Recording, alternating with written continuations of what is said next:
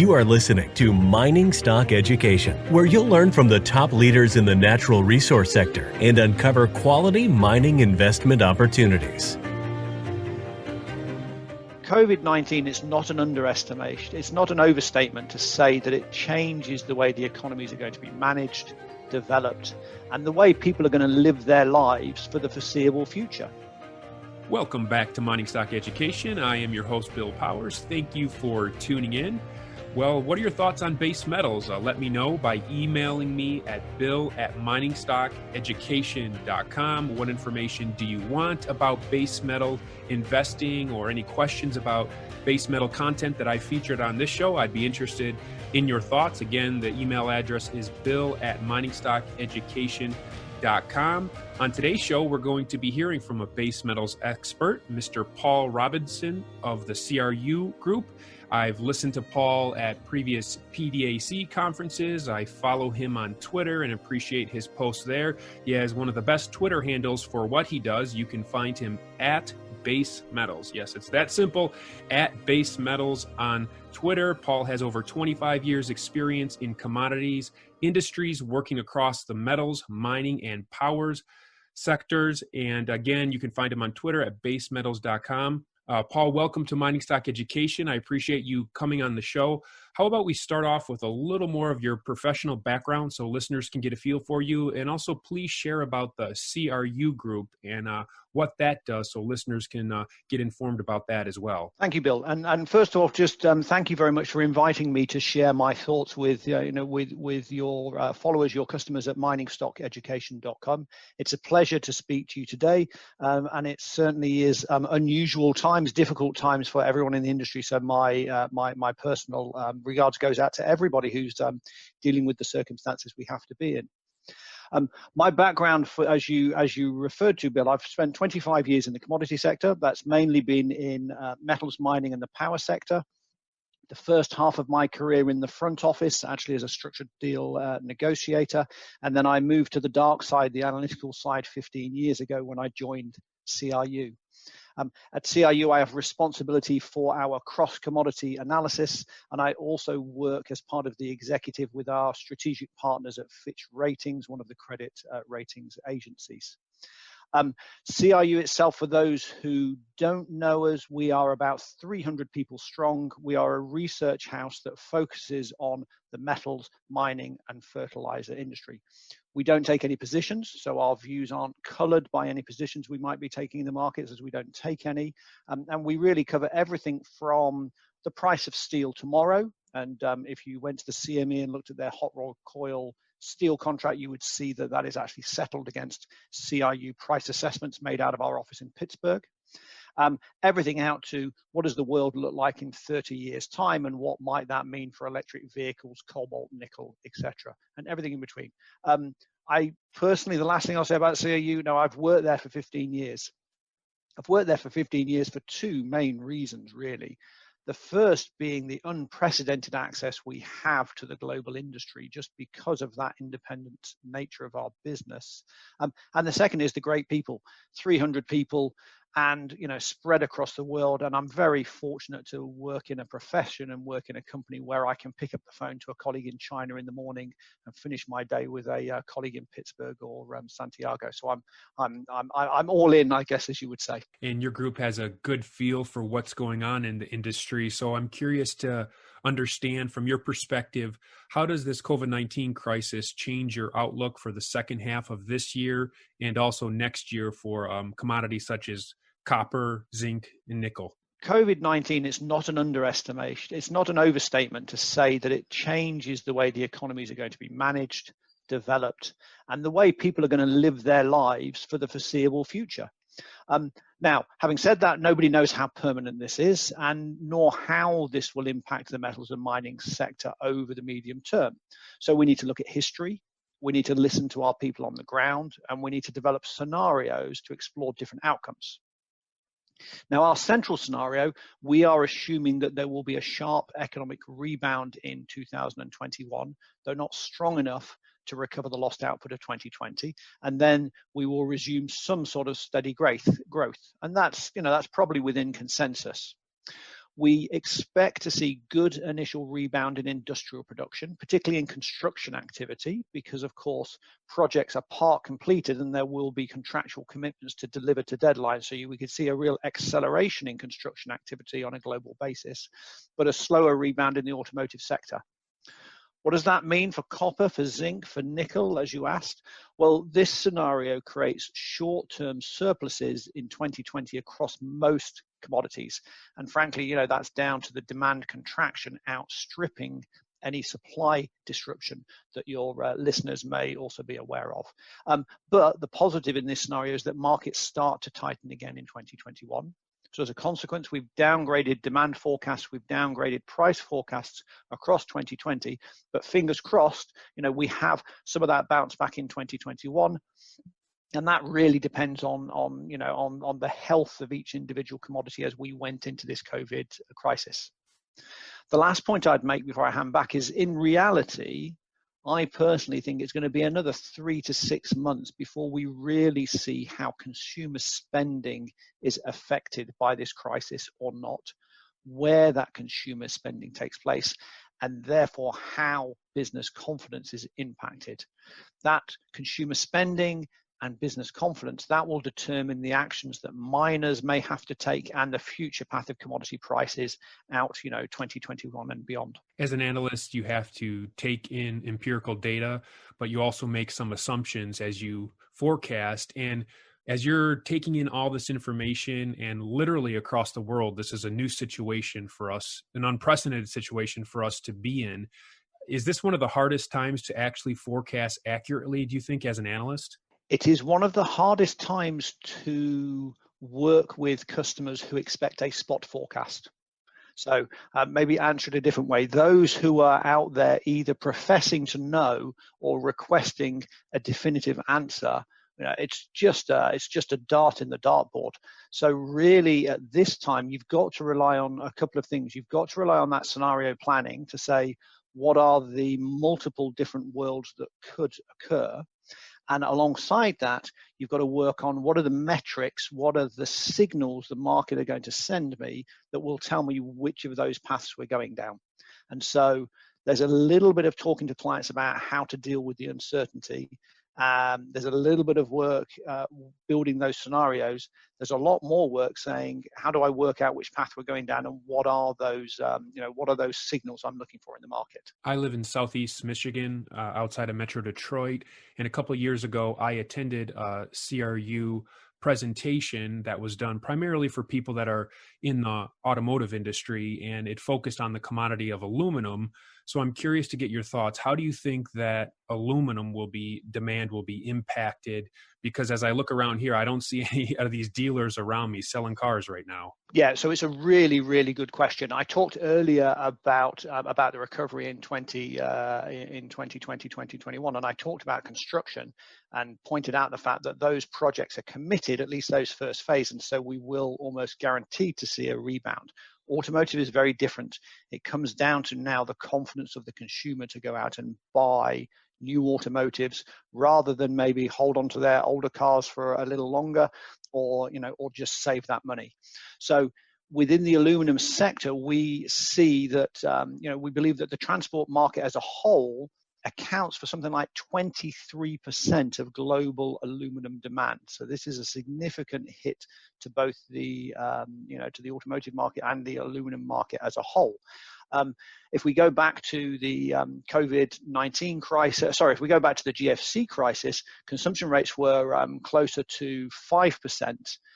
This time, we think global consumption growth is going to be non-existent going forward. So the issue we've got is just the impact on transportation. We're expecting a 17% drop in aluminum demand for transportation, followed by that rebound of 11% in 2021. We're expecting construction to contract by 9% for aluminum products. The most robust sector we think is going to be packaging. Ultimately, The challenge for aluminum, and as I say, with 23% demand, a lot of it driven by the automotive sector, is going to be the surpluses that we think are going to build in 2020 and unwinding those surpluses over the years to come. Paul, you referenced the global financial crisis of 2008, 2009. I'm interested to get your take on what are some of the differences that we should be aware of this time around versus what you saw as an analyst back then. Thank you for that. It's a really important question. And it's nice to say there are some positives as well as some negatives looking at this situation compared to the GFC. So I'm an optimist at heart, so I'll start with the negatives and we'll get those out of the way. On the downside for metals and mining, China's economy is far more developed than it was during the GFC, and therefore we believe it's very unlikely that we're going to see the same levels of infrastructure build and the same level of SRB commodity stockpiling that helped commodity demand and helped commodity prices back in 2008, 2009. Effectively, China bought the world's surpluses in key metals like copper and aluminum and provided price support, and we don't think we're going to see that this time. So that's a downside. The second downside that shouldn't be underestimated is there's simply not the same global political will to work together and solve both the COVID-19 and potential economic crisis as there was during the GFC. And this creates uncertainty on forecasts, which comes back to your earlier point. And my own personal concern is there's a real danger that governments are going to spend more of their time over the next 6 months doing sort of finger pointing at other nations and not enough time working on coordinated policy making to increase the speed of the recovery. So they're the two downsides in comparison to the GFC. The upsides are real as well, though. So one potential positive difference and upside is the nature of the COVID-19 crisis. Social distancing, it's having the most significant impact on the commodity light service sector. So we're not traveling, we're not commuting. It's unlikely we're going to be able to take holidays or travel great distances. We're not going to cinemas, we're not going to restaurants. What happens to that disposable income? Will consumers save that disposable income? Or maybe they will spend it on goods. Maybe they'll spend it on autos to remain more distant. Maybe they will spend it on home improvements. And certainly looking at my local Home Depot equivalent, the queues were quite significant when they reopened. So there's certainly some demand going there. Of course, it may be that there is just a rapid emergence of mass unemployment, which mitigates any potential sector gains, but there's one potential upside. So the second significant upside is that this isn't a credit crunch like it was in 2008-09. There's likely to be plenty of dollars looking for a home this year and next.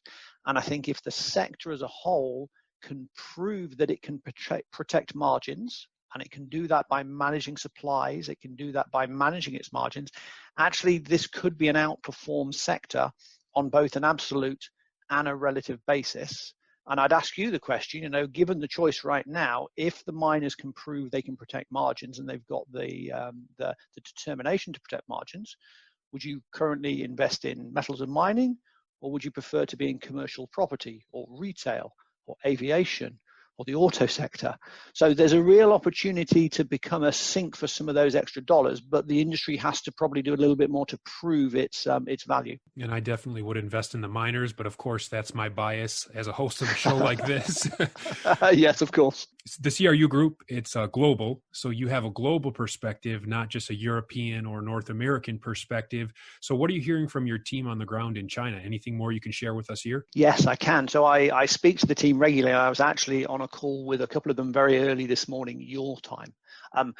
Again, positives. The initial signals from China are very good. So you'll have all seen the rebound in PMI data, the rebound in IP, in construction activity, and even auto sales showing a reversal. All of those are still below where they should be, but at least they're traveling in the right direction. We've got 35 staff based in China. We've been in China now for 15 years. And what they're seeing on the ground fits with that data. So on the supply side, mines, smelters, refineries, they're all returning to operation. That's positive for the growth in China. It's a bit worrying for supply, if I'm perfectly honest, in terms of supply being stronger than we would hope for. But around them, in their neighborhoods, the streets are filling up again, and there's very strong support for the government actions that were taken by the Chinese government throughout the crisis. And I know that's a very it's a very controversial point, but the issue here is that there is strong support from the Chinese people, and therefore they are more likely to follow their local government advice. And if that is go out and spend, and you believe your government, then you will go out and spend. Now, talk of stockpiling is muted, going back to our sector. They are starting to hear of some new infrastructure projects, which will be good for the bulk commodities. The one issue with China, so the one concern that is one of my triggers that I talked about earlier in terms of what path we follow down, is I haven't spoken to anyone in China yet who has become less risk averse for themselves and their families. So again, none of them are planning any holidays. None of them are planning to travel to local metals industry conferences, which are restarting again because of the risk of infection. None of them are going to restaurants with their families. And I spoke to one of my colleagues, Wanling, this morning, and she told me she has no intention of taking her family to the cinema for the next 6 months. So that service sector side is not rebounding yet in China, and if it doesn't rebound in China, I think there's a pathway there that we can look to, perhaps to the US and European economies, as the hit really being on the service side. What metal do you see the biggest supply and demand gap for in the second half of this year? I wish I could be a bit more optimistic for you and offer some deficits, but I don't see any deficits in the market. But having said that, I think we're seeing a continued tightness in iron ore, which we saw at the back end of 2019, and we're seeing that continue in 2020 through the pandemic. And that's being very supportive for prices, of course, which is fantastic for the big miners with their large iron ore exposure. Why? So there's a few points as to why that's happening.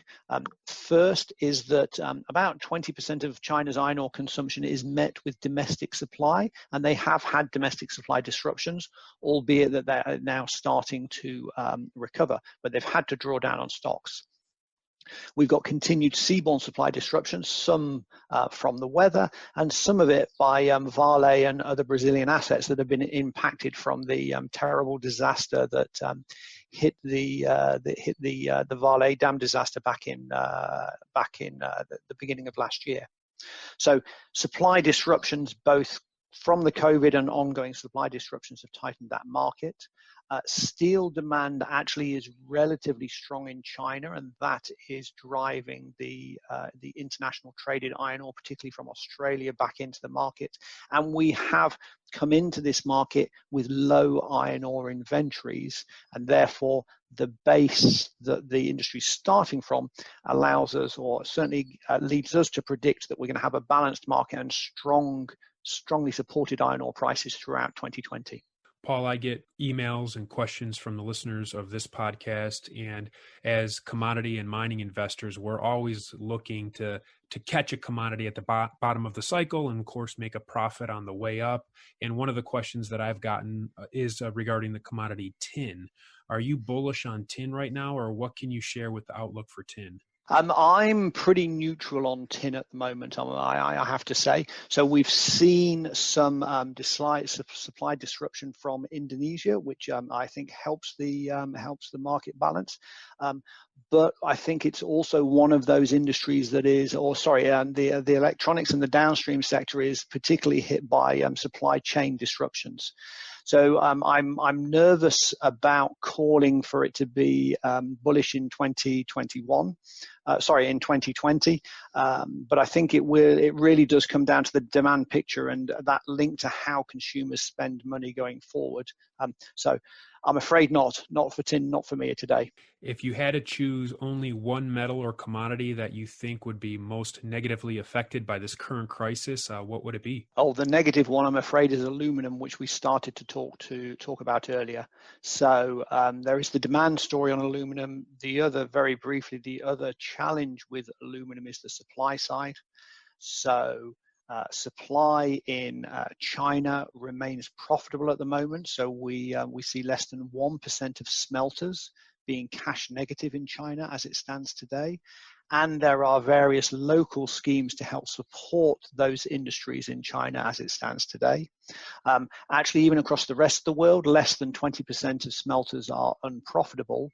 And that's a lot to do with the fact that the cost of energy has come down so significantly. And the cost curve is very flat. So it's very difficult to identify a particular part of the cost curve and say they should close.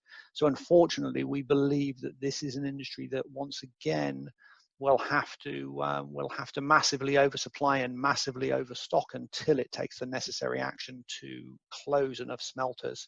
And therefore, we're quite bearish on aluminum both in 2020 and 2021. Thank you for that insight. When it comes to the battery metals, we have commodities such as lithium, vanadium, nickel, cobalt. What would be your most bullish outlook when it comes to the battery metals? So it's interesting because my views on the battery metals in terms of that medium term remain unchanged, although the path to get there may be a little bit slower. So fundamentally, cobalt and nickel remain my two favorites in the medium term. And if you pushed me to choose one, I'd say cobalt. So why? Cobalt has the most concentrated supply, and therefore it is limited in its supply upside. The risk on the supply in cobalt, of course, is a risk of it being innovated out of batteries, but that's been called too early before, and cobalt I think has a secure future in battery metals for the next decade, 2 decades at least. Nickel demand is probably more robust under more technology scenarios. Class 1 supply is limited at the moment, so that's another positive for nickel. But again, the downside there is that Chinese have a great history of repurposing nickel supplies. So, think MPI on that side.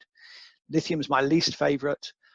All of this will be determined by a rebound in electric vehicle sales. And again, one of those signals I'm looking for from the US, from Europe and China before I would go all in is just a real sense of purpose to say, this is an opportunity to double down on the electric vehicle green revolution, or alternatively, if the governments look towards supporting legacy industries and look to supporting energy and oil-based industries, then maybe that path towards greatness in nickel and cobalt will take a little bit longer. Do you think copper would be the biggest winner of the green electrical vehicle revolution? Oh, most certainly. So copper is one of those metals that came into this downturn in a good position, from a stock position, from a fundamental balance position, and actually also from a supply pipeline position. So as if and when there is a recovery, I would expect copper to be the base metal that leads the complex out of this downturn, and certainly electric vehicles would just boost that would boost that trend. Paul, it's spring here in Michigan, so when I went to the store once or twice a week recently, I see that the fertilizers are right there when you walk in. So, what can you share with us about the fertilizer market? So I'm glad we're talking about a more positive subject. So the key takeaway is that this crisis has had a very limited impact on spring season planting, and it's had a very limited impact on the agricultural sector as a whole. So H1 2020 looks very good for fertilizers and very good for fertilizer demand. Our teams in China, in the US, and in Europe have not changed their fertilizer forecasts on this first half. However, crop price signals are down, they have weakened, and that does lead to some risk in the back end of this year in terms of the affordability of fertilizers for particularly the smaller farmers. We don't have that in our base case. More broadly, fertilizer consumption is relatively inelastic. If you're going to point to them, historically nitrogen becomes the most inelastic, and then phosphates and potash follow. So potash good for the Canadian industry. And on the supply side, we have seen some temporary production losses, particularly in China, but they are now coming back to normal levels. So in summary, broadly on the fertilizer market, unaffected at the moment, some downside risk, and prices should really stabilize and continue their upward path 2020 through to the medium term. So a good news story there. Paul, there could be people listening to us, fund managers, high net worth individuals that would be interested in your services. Who specifically do you serve with your analysis? So we've been in existence for 50 years now, and we serve, we serve anybody who really has a detailed interest in the metals mining fertilizer sector. Our customers, you can say, are broken down into four main groups.